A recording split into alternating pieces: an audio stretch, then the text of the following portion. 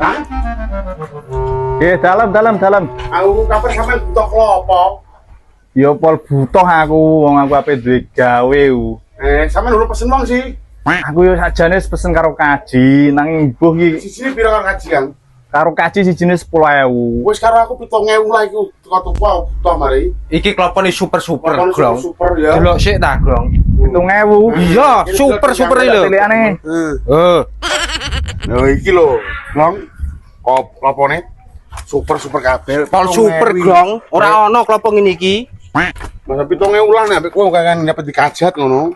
Wah iya Sampai iki. daripada ketu kabeh kaji 10.000 lah Tapi kepiye ya wong aku wis pesen kaji ya, kok nek diamuk kaji kepiye. Nek klopone kaji ora koyo klopoku temenan.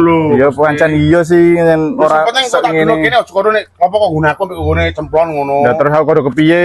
Ngene pasar ngono ah. Lah aku padha mlepuki kaji. Ya aku ora ewo karo kaji lho. Ora kepenak. Padha kepenake, kowe kepenak aku kepenak. Lah kok nek kaji rene. Ngono aku terus ora apa-apa. Wis ora apa-apa ngandel aku ta. Yang ngono. ngapusi. 7.000 gede ya iki ya. 7.000 wis ya lah dono nek ngono. Wis ladone. Dono. Iki lho campur rewangi. Kene. Yo, Ya, rewangi ya. lho. Piro iku mung cacahe? 30 Kang, 210. 210. Yo, matur ya. Tersun iki. Wis tersun. Nggih, amin. Ayo, Dut, tak puter. Lah ora ngopi sik iki. Ah, wis ora, wis kesuwen kok. Ya wis, ya. Cocok. Klopo apik-apik, gede-gede, entuk murah, ngon kasih 10.000, ngon gedut mung 7.000 semayan, sarepate ana duit malah ana klopo murah-murah. Piye Pak Haji? Iya, Glong. Piye Pak Haji? Sepurane Glong aku ora iso klopok ilang.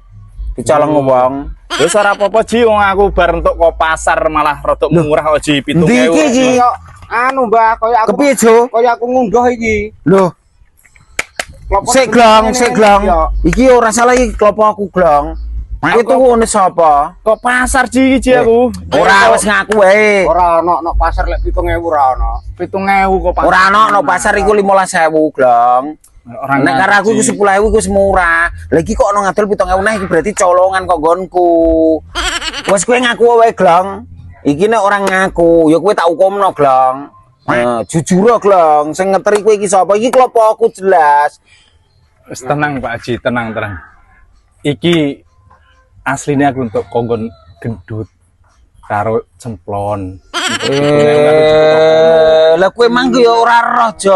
Aku ya ora roh Mbak, wong dikeroyok semut aku medhen wis ora ono klapane. Wis ngene wae, ayo digoleki. Ayo. Ngono. Tak wangi golek iji nek ngono. Iya.